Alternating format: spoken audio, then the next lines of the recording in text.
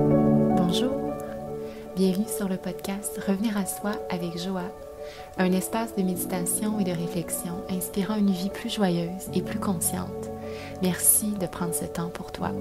Bonne écoute.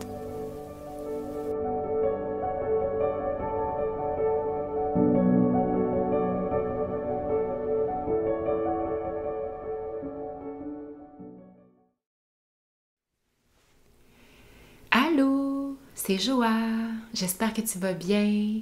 Je suis super heureuse d'être ici aujourd'hui pour te parler, en fait, pour la première fois dans le cadre de ce podcast. Je suis super enthousiasmée par ce nouveau projet et j'avais hâte de prendre un moment justement juste pour venir te jaser et me présenter si c'est la première fois, si on ne s'est pas rencontré ou si on ne se connaît pas encore. Donc j'avais envie juste de créer un petit espace de cocon, un espace intime où de mon côté j'ai l'impression de parler à un ami, une amie et juste échanger. Donc j'avais envie de te parler un peu de mon parcours, de ce qui m'a menée à aujourd'hui à vouloir échanger et créer ce projet et te parler un peu de moi, donc ce qui m'inspire, ce qui me passionne, ce qui me challenge aussi, donc juste voir qu'est-ce qui résonne et voilà. Donc je voulais commencer en expliquant et en parlant un peu de pourquoi revenir à soi.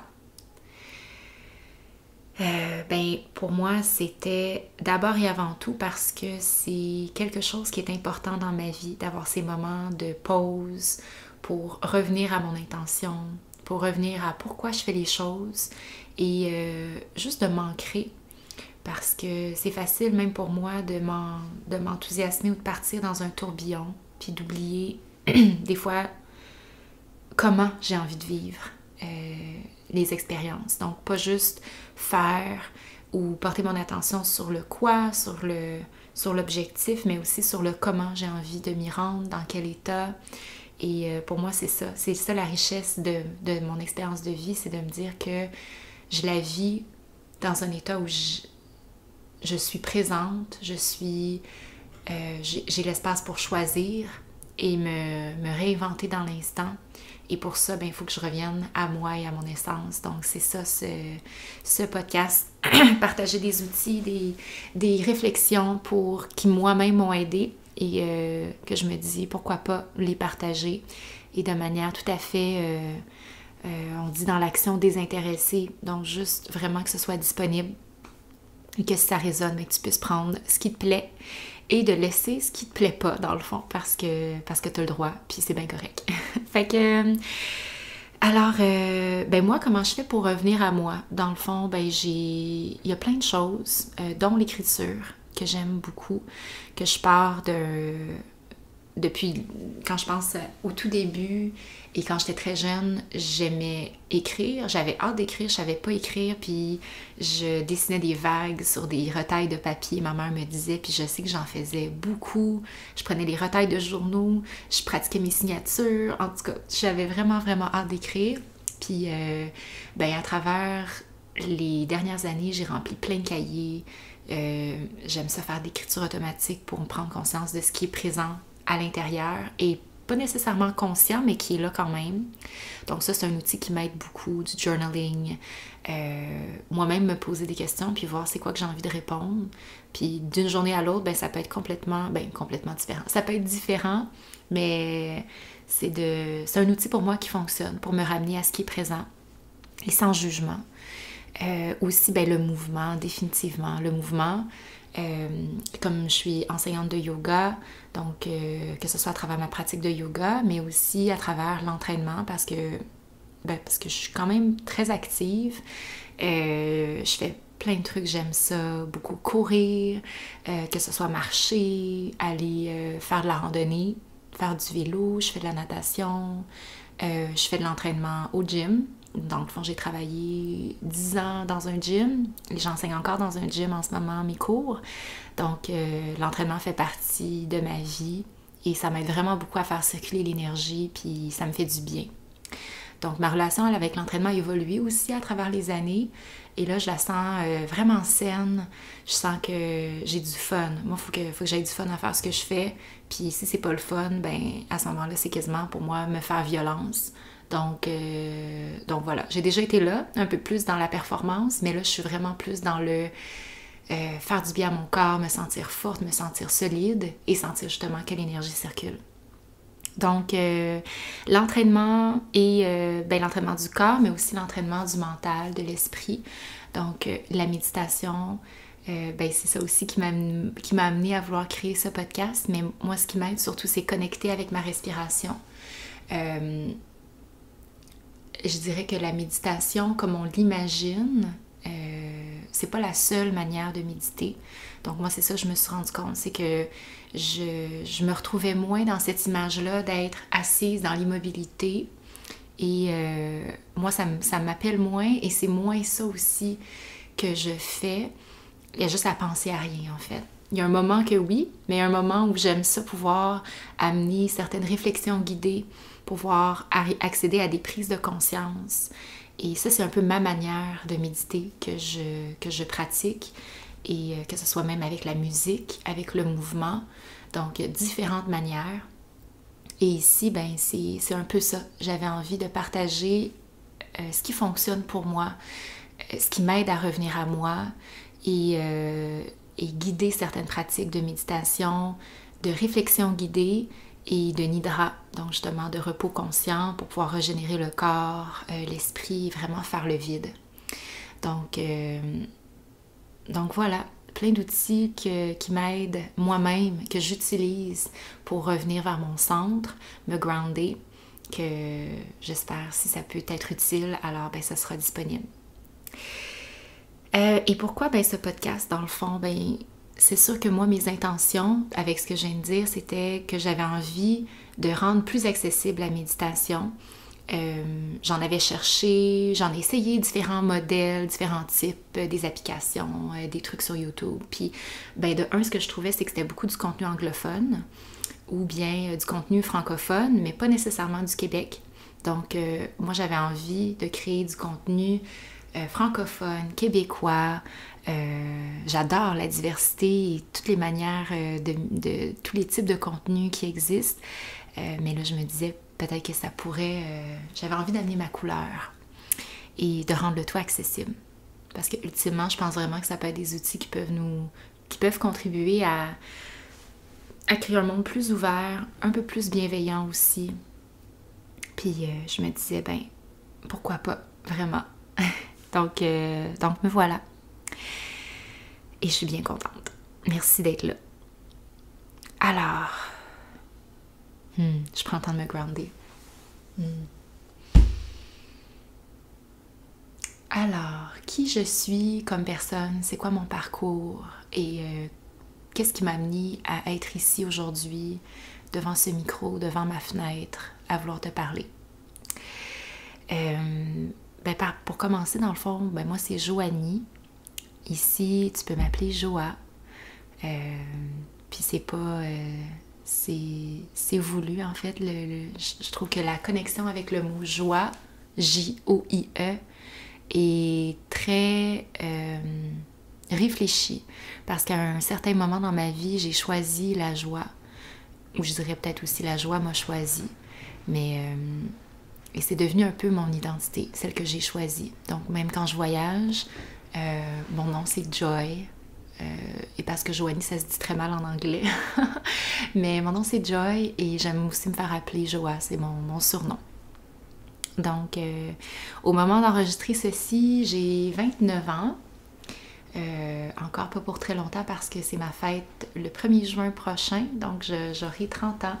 Et je suis super excitée de ça et de où j'en suis dans ma vie. Et donc, ça fait de moi une Gémeaux.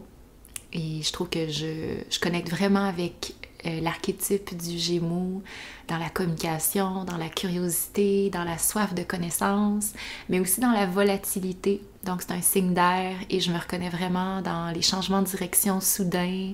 Mon chum pourrait vous le dire. On va planifier un voyage à quelque part, puis dans la même journée, je l'ai cancellé parce que j'ai changé d'idée. ou que il y a autre chose qui est arrivé, puis donc je suis très dans la spontanéité, très dans l'intuition.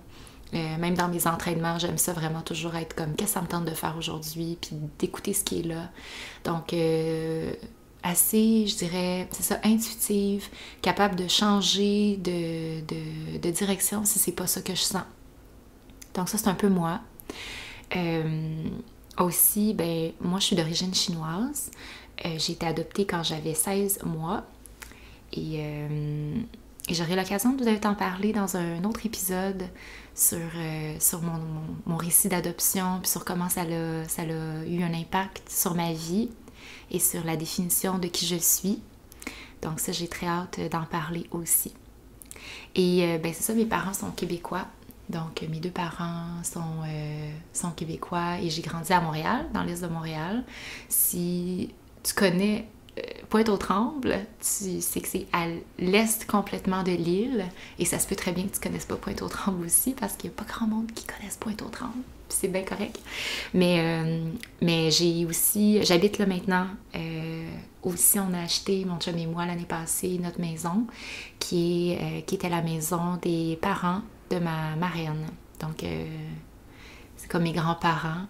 Et c'est super significatif de pouvoir habiter ici où est-ce que j'avais des souvenirs de quand j'étais plus jeune, des beaux souvenirs. Donc, on est super content d'être ici. Donc, c'est ça. Moi, quand j'étais jeune, je dirais à partir du primaire, peut-être dû au fait que j'avais pas énormément d'amis, mais puis je dis pas ça pour faire pitié, mais au primaire, je sais pas si c'était dû à la différence ou juste aux enfants. Tu sais, j'étais peut-être la seule. On était deux Chinoises dans l'école quand j'étais plus jeune. Donc, je sais pas si c'était par rapport à ça ou autre chose, mais à quelque part, moi, je pense que ça m'a rendu un grand service. Je dis pas un service, mais ça m'a appris très tôt le fait de pas nécessairement changer qui je suis pour plaire parce que ça marchait pas. Fait que je me suis rendu compte assez jeune de faire ben fuck that, je vais être moi-même. Fait que moi, j'avais pas énormément d'amis, mais je parlais genre aux arbres. J'étais comme... mon modèle, c'était Pocahontas. Puis je me rappelle, là, je sentais le vent. Puis j'allais parler aux arbres en arrière. Ou sinon, quand j'étais jeune, j'ai suivi des cours de danse depuis très tôt. J'avais peut-être 4 ans, j'ai commencé à faire de la gymnastique, la danse et tout ça. Fait que je pratiquais mes chorégraphies avec une amie dans ce temps-là, dans la cour de récré. Fait que rapidement, c'est comme si ce que ça m'a appris, c'est fais ce que t'aimes. C'est comme les autres font leur truc, mais toi, si c'est ça que t'as envie, fais-le. Puis avec du recul, c'est ça que je constate que ça m'a amené dans ce parcours-là. Ça n'a pas toujours été facile, mais aujourd'hui, je le vois, puis je vois c'est quoi l'impact, puis j'en suis reconnaissante. Fait que c'est ça. Dans le fond, fait que la danse, le mouvement, très tôt, c'est rentré dans ma vie, puis j'adorais ça. J'ai fait du hip-hop, du ballet jazz, même du crump, là, du gros hip-hop. Fait que j'ai découvert ça. Et ça a été plus tard au cégep que là, c'est comme s'il y a eu un autre monde qui s'est ouvert à moi, dans mon identité, dans le fait de rencontrer des nouvelles personnes, de pouvoir aussi partir sur un clean slate, de repartir, de me redéfinir, rencontrer des gens qui connaissent pas d'où tu viens. Donc là, c'est là que ça a comme été un nouveau monde. J'ai rencontré plein de gens super cool, super chouettes, qui m'ont appris énormément. Puis c'est aussi, au cégep, pour moi, ça a été 2 belles et grandes découvertes, 2 grands amours. Le premier, ben je dis ça. L'autre, ça l'a semé la graine pour plus tard. Le premier, ça a été l'entraînement. Je me rappelle, j'avais une prof en conditionnement physique, puis moi, je me considérais vraiment pas active. Là, je faisais de la danse, mais c'était pas mal tout ce que je faisais. Puis au secondaire, j'aimais pas nécessairement le cross-country, j'aimais pas les cours d'éducation physique. Ça me parlait pas vraiment. Mais au cégep, où est-ce que ma prof de conditionnement physique, ça m'a donné envie. Ça a été, je pense, pas la compétition, mais en tout cas, il y avait des tests de push-up, puis Puis j'étais vraiment pas bonne, puis j'étais comme « Hey man, je suis capable d'en faire plus que ça », fait que je me suis bottée les fesses, puis je me suis dit « Ok, let's go ». Je me suis inscrite au gym, au Énergie Cardio, dans mon coin à Pointe-aux-Trembles. Puis là, j'ai commencé à virer sur le top, à faire plein d'entraînements, un peu trop intense. Puis j'ai cette tangente-là d'aller vers l'intensité, fait que j'allais m'entraîner. Je pense que j'étais allée trop d'une extrême, je me suis rebalancée plus tard, mais ça a été, j'ai adoré ça, pouvoir moi-même me dépasser et avoir seulement moi comme barème, de voir ma progression, de voir que j'étais capable de pousser plus loin. Donc ça, j'ai vraiment découvert ça au cégep. Et l'autre, en fait, c'était le yoga. Mon premier contact avec le yoga, ça a été au cégep aussi, où je pense que c'était pas nécessairement pour les meilleures raisons, là. J'avais choisi le cours de yoga et étirement, je pense, pour dormir, parce qu'on m'avait dit quand tu pouvais dormir. Puis j'étais comme « Ah ouais, j'adore dormir! » Fait que je me disais que c'était une bonne idée. Puis je me rappelle, on parlait des noms des postures en sanskrit, puis ça m'intéressait pas tant que ça, mais il y a certains trucs qui sont restés, comme des types de respiration, puis en tout cas, ça a été comme un peu la base que j'ai découvert au cégep. Et en fait, après ça, peu longtemps après, j'ai commencé à travailler dans un gym. J'ai commencé à travailler au Énergie Cardio en 2012. Puis encore là, ça a été l'entraînement a fait partie de ma vie pendant vraiment, et en fait encore partie. Donc là, j'ai comme trouvé un peu une famille. Le temps que j'étais que j'étais au gym, c'était vraiment là, un moment vraiment important. J'avais vraiment l'intuition qu'il fallait que j'aille travailler au gym. J'avais une amie à l'époque qui travaillait là, allô Émilie, que j'avais dit, si il y a de la place au gym, vous cherchez quelqu'un, fais-moi signe. J'avais la grosse et forte intuition qu'il fallait que j'aille là. Donc, puis c'est là que j'ai commencé, j'avais 19 ans, puis j'ai commencé à la réception et tout ça. Fait que j'ai donné des cours de Zumba aussi dans ce temps-là. Une autre époque, mais encore là, c'est l'amour de la danse qui parlait. Puis, après mon cégep, j'ai pris une pause. J'avais envie de partir en voyage et je suis partie en voyage 13 mois. Ça, je pense que je pourrais vous en parler plus en détail dans un autre épisode, mais ça a été pour moi un moment tournant dans ma vie. Je suis partie d'abord à Banff. Pendant un bout. Après ça, je suis allée à Tofino. Ensuite, je suis allée au Costa Rica où j'ai habité pendant 5 mois, dont 3 mois toute seule dans ma maison là-bas. Je louais une maison. Ça a été incroyable. Ça a été un moment une opportunité pour redéfinir la personne que j'étais, que je choisissais être et que je choisissais d'être. Et c'est là que j'ai fait du yoga pendant ces 5 mois-là, mon amour pour le yoga s'est vraiment développé à cet endroit-là. Et avec ma prof Dagmar à Montezuma Yoga. Et ça a été incroyable. Je vous en reparlerai une autre fois, je pourrais partir là-dessus vraiment longtemps. Donc, après ce voyage-là, je suis revenue quand je me sentais que j'étais prête. Et à mon retour, dans le fond, je suis retournée un peu au gym. J'ai commencé à enseigner des cours de yoga. Dans le fond, c'était les cours, peut-être que vous connaissez, de Les Mills, Body Flow, qui était un cours pré-chorégraphié. Fait que c'était vraiment avec la musique. Fait que pour moi, c'était comme une danse et c'était grand amour avec Body Flow encore. J'en fais encore d'ailleurs, j'adore ça. Et mon chemin m'a amenée au HEC. Donc, après, quand je suis revenue, c'est ça, j'ai commencé à étudier au HEC, faire mon bac en administration des affaires. Et que je fitais pas. Je fitais tellement pas. Moi, je revenais de ma phase de hippie à faire du hula hoops à la plage, à faire du yoga tous les jours, à revenir ici, puis à aller au HEC. Fait que là, vous verrez, tu verras bien que je sentais que ça a été un clash quand même important, mais je sentais que c'était là ma voie.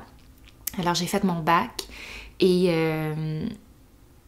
c'est ça, dans le fond, j'ai fait mon bac et j'ai commencé à travailler en ressources humaines. Donc, mon appel a été de se dire, en fait, ma réflexion première, ça a été de me dire, moi, ma mission de vie, c'est d'amener plus de conscience, plus de présence pour qu'on puisse profiter collectivement et personnellement, individuellement, plus de cette vie. de cette expérience. Et ça, c'est ce qui dicte et ce qui guide ma vie. Et là, ce que je m'étais dit, c'était à quel endroit est-ce qu'on est le plus stressé et à quel endroit est-ce qu'on passe le plus de temps dans notre vie? Puis la réponse pour moi, c'était évidemment, c'est le travail. C'est ce qu'on fait, c'est notre occupation première. Puis je me disais, si je suis en mesure de trouver un moyen pour influencer, pour amener les gens dans leur travail à trouver encore plus de sens, à se réaliser encore plus pleinement, ou à trouver une manière justement de réduire le stress ou d'être encore plus épanouie dans ce qu'ils font, ben moi, ça me rendrait excessivement heureuse. Donc, ça a été ça, cette réflexion-là qui m'a amenée vers les ressources humaines, vers le développement organisationnel, vers tout ce qui touche justement le travail. Et aujourd'hui, c'est ça. Je suis, en plus d'être enseignante de yoga, ben, je suis consultante en ressources humaines depuis un peu plus d'1 an dans une super belle équipe de consultantes chez Sismic Culture d'impact, que ça s'appelle. Puis je tripe ma vie. Je me sens tellement à ma place. Je sens que j'ai une équipe incroyable autour de moi. Puis on a vraiment cette mission-là d'accompagner, d'aider les entreprises à avoir un endroit, un milieu de travail qui est inspirant, puis qui est agréable, puis qui a du succès, mais qui est le fun à travailler. Fait que tout ça ensemble, pour moi, c'est ce que je fais dans ma vie. Donc, étant enseignante de yoga, étant consultante RH et plein d'autres choses, parce que ça s'arrête pas là. Puis je me définis pas par ce que je fais, mais j'adore ce que je fais. Puis ça, pour moi, c'est important.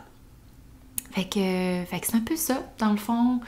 Je pense que j'ai parlé, c'est ça, du yoga, mais entre-temps, en fait, c'est en 2020 que j'ai fait ma formation, une formation professorale plus exhaustive chez Yoga Sangha à Montréal. Donc, une formation de 380 heures en Hatha et Vinyasa. Et depuis, j'enseigne à la Yoga Sangha, j'enseigne dans un gym, puis je continue à me former, à faire des formations avancées, comme là, j'ai fait de la formation de Yoga Nidra, que j'ai adorée, et formation de yoga pré-postnatal, et il y en a d'autres qui s'en viennent, mais j'en mange, je tripe, et j'aime ça. Alors voilà, c'est un peu mon parcours qui m'amène à être ici aujourd'hui, parce que dans le fond, c'est ça, j'avais envie simplement d'offrir au monde de ce qui m'est utile, ce qui m'est précieux, ce que j'ai accumulé en termes de notes, de citations, de livres que j'ai lus, de trucs qui m'inspirent, et de les partager parce que c'est ça la vie, de partager des trucs, puis ça me fait plaisir de le faire. Et ben aussi surtout parce que ce qui est important pour moi, c'est toutes l'écoute, la présence, la connexion à son intuition qui nous amène aux bons endroits, parce que j'aurais clairement pas nécessairement fait les mêmes choix de vie si j'avais pas été en mesure de suivre mon intuition à certains endroits. Tu sais, pour faire un petit segue, tantôt je parlais du gym, que j'avais vraiment eu l'intuition qu'il fallait que j'aille là. Ben c'est dans ce gym-là que j'ai rencontré mon conjoint, qui est maintenant mon mari, Benjamin. C'est au gym qu'on s'est rencontrés. Lui aussi, je pense qu'on aura l'occasion peut-être d'en parler dans un autre épisode, mais comment lui est arrivé au gym, ça a été face à son intuition. Donc, pour moi, d'être présent puis d'être à l'écoute, ça nous amène aussi dans notre direction. Fait que c'est important de trouver des moyens pour y retourner, parce que sinon, on passe des fois à côté de choses que quand on est trop dans notre tête ou qu'on est absent à la vie, ben c'est là des fois que on manque une chaîne de trottoir. Puis je dis ça d'expérience parce que ça, c'est mon genre de me fouler la cheville dans des moments de distraction. Fait que c'est ça, c'est des petits moments comme ça qui peuvent avoir un impact sur notre vie. Puis je trouve que c'est important d'y retourner. Donc, pour moi, c'est ça. C'est ce podcast qui va aussi être le moteur, même pour moi, de me reconnecter à tout ce que je crois, tout ce que je vis, tout ce que je veux continuer d'approfondir et de personnifier. Alors voilà. Je suis super contente. Puis sinon, ben, ça vient nourrir mon désir dans la vie d'apprendre, de rencontrer des gens, je me dis que ce podcast-là, ça sera clairement une occasion de connecter avec d'autres personnes, des nouvelles personnes, de vivre des nouvelles expériences, d'écouter, d'observer, de découvrir l'histoire de l'autre. Parce que pour moi, c'est ça, la vie humaine, la richesse derrière l'histoire des gens, de leur manière pour retourner à eux-mêmes. Je suis absolument fascinée, intéressée par tous ces sujets et l'entraide, la connexion humaine, j'y crois. Puis j'espère et j'ai la vision que ce podcast en soit un moyen de vivre ce type d'expérience. Donc voilà, ici tu trouveras plein de contenus, justement, que ce soit par rapport au yoga, à la théorie, au concept par rapport au yoga, mais aussi, c'est ça, des méditations. J'ai envie qu'on vive des expériences, qu'on se plonge. Et donc, pas seulement la théorie, parce que moi, c'est ce que je réalise, c'est que j'ai accumulé beaucoup de théories, de notes. Et là, depuis les dernières années, je suis dans l'expérience. Je suis dans le... Je veux m'immerser, immerser. Un des deux, je sais que tu comprends. Je veux plonger dans cette expérience et j'ai envie de t'inviter avec moi dans ce plongeon et de voir ce qui peut résonner de ton expérience, de tes prises de conscience et à travers des méditations, des réflexions guidées. Et pour vivre une expérience un peu plus présente, un peu plus créative aussi, et d'arriver à se faire confiance pour réaliser ce que l'on souhaite pour cette vie. Donc, je te remercie énormément d'être là. J'espère que ce contenu ou que la suite t'interpelle. Si tu veux m'écrire, si tu veux me partager comment ça résonne, écoute, ça me ferait vraiment, vraiment plaisir. Je t'invite à connecter, que ce soit sur Instagram, Joa Hubert. Donc, vraiment, écris-moi, partage, peu importe, j'ai envie de savoir qu'est-ce qui résonne et j'ai hâte de te voir et pour la suite. Et là, le tonnerre vient de foudroyer, je sais pas si t'as entendu, ça a comme fait BAM! Bref, sur ça, je te laisse et je te dis à très bientôt. Merci pour ton écoute. Namasté.